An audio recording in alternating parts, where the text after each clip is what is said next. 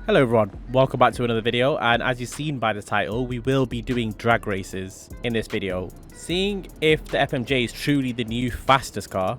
And this will be on the airport drag strip, so this will more or less be more realistic views on the GTA streets, not around circuit. So we're looking at more of the acceleration and the straight line performance of these cars, not turning corners, just brutal straight line performance. And then thank you Tony B91 aka Turbo Transport for helping me with this video. So we are going to be comparing it to the last fastest HSW car and seeing if this new FMJ Mark IV is faster, because that's what everyone is saying.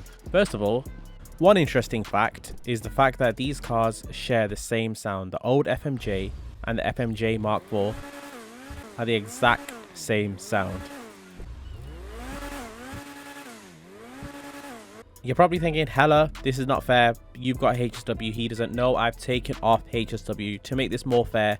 And then let's see if the older FMJ is faster than the new FMJ. If we make it level ground, we don't add HSW to the new car. So we can see clearly the new FMJ is already faster, and it seems a lot faster. When you get to the higher end speeds, the speed difference is less noticeable, but it's all in the acceleration. And yeah, now we know what the benchmark is. How much different is the FMJ Mark IV with HSW than without? We'll go test that so you can see if it's worth upgrading your HSW car. First, we'll do a rolling race with these two FMJs, and we'll see how much difference with taking out the acceleration, how much faster it is.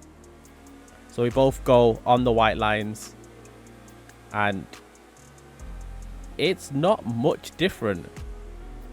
You can tell all these cars are, the big value is in the acceleration, and from that acceleration we gapped Tony's older FMJ, but in reality we're not that much faster. Right now we've got the FMJ Mark IV, which Tony's in with HSW, and mine does not have HSW. Let's see the speed difference, if it's worth that upgrade. And it obviously will be faster. You've got a bit less grip off the line, and the way we both do this is, well, it's not that much faster, but the way we do this is hold handbrake and accelerate, and then when the bomb goes off we let go of handbrake. And as you can see, there's not a world of difference there. It's a lot, but it's not as much as I thought. Same thing, but rolling race, I got a bit of the hit there, but this is strange. There are little different increments that can actually play with the game physics and make certain cars faster, but I think that's consistently just that much faster than this. It's not much different.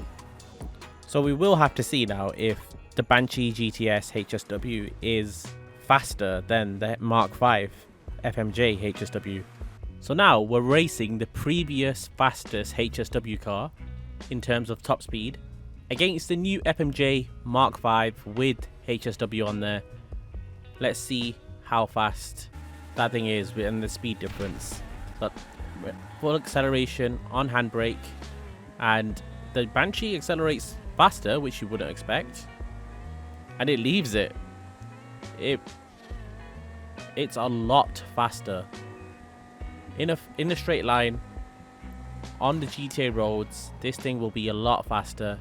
Maybe if we get it to the highway and we actually calculate that top speed. Tony has recalled that car repeatedly because we kept double checking this. We were shocked at the different speeds and how different they were. And yeah, it's surprisingly a lot slower than the Banshee in a straight line in terms of acceleration. This is a rolling race and I'm still thrashing that car. But it might take a long time to get to top speed, and the Banshee just doesn't do that. The Banshee gets there really quickly. But of course, this car cannot turn corners like the FMJ. The FMJ is a really good handling car. So now we have the Suzume versus the Extreme. There's no real old version of the Extreme as it's a Mission X. So I just compared it to the last electric car, the Suzume. which is also a supercar, which is 3 million, nearly 3.1 million versus the 2.8 million that the Extreme is. But with the monetary value of these cars, they should perform very similarly. Like if Rockstar are pricing these cars at how fast they are, and I think they are. I literally think they are. I think the only thing that was in that was Tony's reaction time and my reaction time. I think he was slightly later. So they both behave really similarly. It looks like Tony's creeping forward there, but he's not. It's just the game. When you hold handbrake and you accelerate, it creeps forward for the other person, but in reality they're not creeping any forward. I'd say the same. I'd say that little edge into it at the start is nothing. So yeah, there we go. I was expecting him to be the same, and they near enough are the same speed, and quite a boring race that was. On the face of it, this seems like an unfair race, but we do have the Sentinel GTS versus Sentinel XS4, and yeah, it was the last Sentinel from the last DLC. Now we've got a new one, and I think it'll be an unfair race if we race this versus this normal Sentinel XS, but not the HSW version. Then that will be unfair. So it goes in a loop of unfairness. So we're just going to race the last Sentinel versus the current Sentinel. Right, let's race these two things, and I'm expecting yeah, the GTS to demolish the old Sentinel XS4. Actually, it seems like it's in the acceleration. This does have a lot of torque, but I'm not completely okay, maybe I am completely dropping him. We'll see more of that in the roll race. We'll take out the factor of the acceleration, and we'll do a roll race. Yeah, and even Tony saying, is there any point even running that back? But let's try it out. Maybe the speed is that. Oh, there we go. The speed is that much difference that I'm thinking. Okay, it doesn't seem like that much different anymore. Right, I was gonna say the Sentinel, the normal Sentinel XS, might be a good competition, but that time that seemed a lot faster at higher end speeds.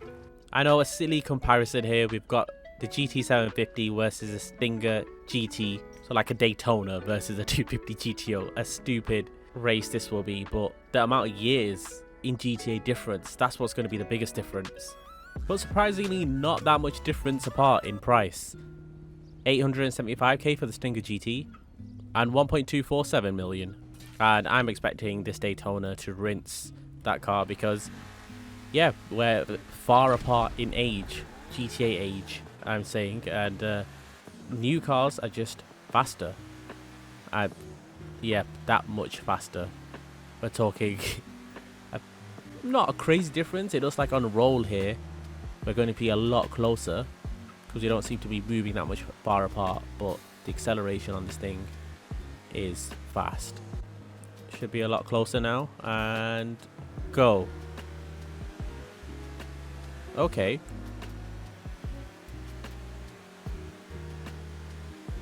you can see across the rev ranges of each car, like you can see the difference, and it's not that much difference driving at speed. The acceleration is where it's at, and yeah, let's go to the next car. Now, an interesting couple, the Luiva versus the SM722. So two roadsters that we can see now if they compare when it comes to speed. You can't get HSW on either of them. Right, I do not know how this will go. The new McLaren, it doesn't seem crazy fast, but we'll have to see. There we go. Acceleration is a lot faster with this McLaren. And then it seems like I'm only edging forward. It is a faster car, clearly. And yeah, now it continues to go faster and faster. But yeah, did you enjoy that? Did you think I should have raced other vehicles? I know there's going to be some comments out there saying I should have raced this versus this and this versus this, but in reality, it's going to get a bit boring if I keep racing cars versus cars.